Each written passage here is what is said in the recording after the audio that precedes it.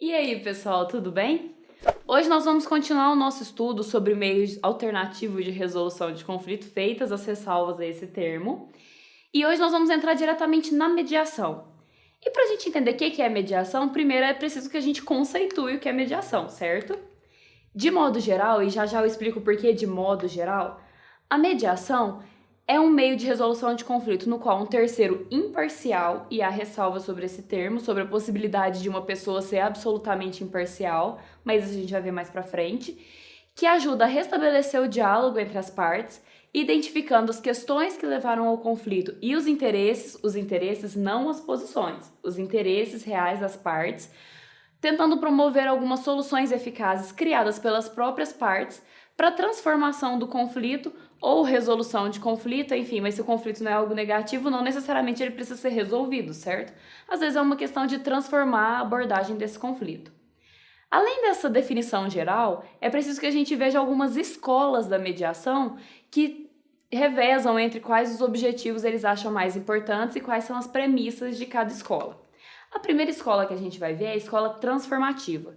Os precursores foram Bush e Folger, lembrando que não há biliguidade aqui, então se eu errei alguma coisa, vocês me desculpem na pronúncia.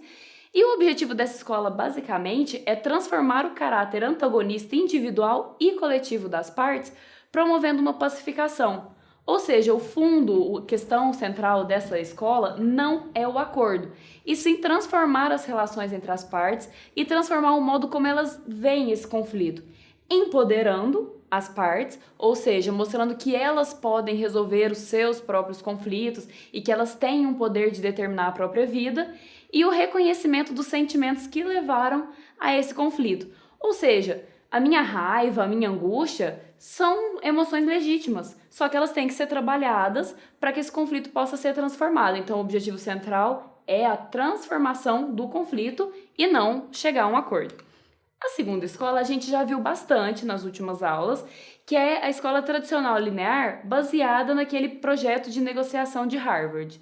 O objetivo central é gerar acordos que sejam sensatos, eficientes e pautados em padrões justos. A gente não vai aprofundar muito porque a gente já se aprofundou bastante nessa escola, mas as premissas dela são a autodeterminação das partes, ou seja, as partes decidem as suas próprias vidas, um consentimento informado das partes, ou seja, elas sabem o que elas estão aceitando e o que elas estão negando, elas têm consciência disso, e isso entra um pouco nos princípios da mediação que a gente vai ver mais pra frente no curso, e a neutralidade do mediador, que é também outro termo complicado, né? Essa neutralidade, até que ponto uma pessoa pode ser neutra ou não, mas a gente também vai abordar isso, calma, respira que vai dar certo.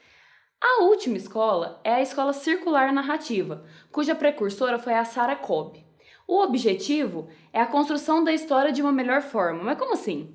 Usando a narrativa das partes, essas narrativas são transformadas com uma visão mais positiva do que aconteceu.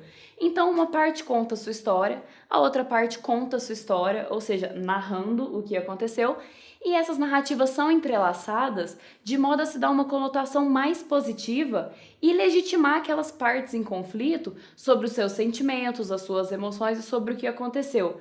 Então, basicamente é pegar as duas histórias, juntar elas mostrando que as duas partes têm as suas razões, têm as suas motivações e transformar essa história, essa narrativa, em algo mais positivo. E de acordo com essa teoria, com essa escola, transformando essa narrativa do conflito, é possível chegar a uma solução melhor para ele. Mais adiante, a gente vai ver também os tipos de mediação.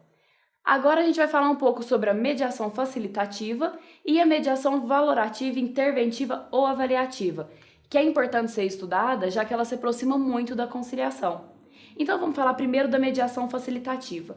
Nesse tipo de mediação, é aquela que não há uma interferência do mediador e as partes detêm o absoluto poder de decidir as suas próprias vidas. O terceiro está lá só para facilitar aquele diálogo, mas não pode dar o famoso pitaco. Já no caso da mediação valorativa, que se aproxima muito da conciliação, o mediador pode opinar, sugerir, valorar, e isso não vai retirar dele né, o seu caráter de, teoricamente, neutro, e também não vai tirar das partes o poder delas de decidir. Só que vai ter uma pessoa que vai estar valorando, analisando e dando a sua opinião sobre o que está acontecendo.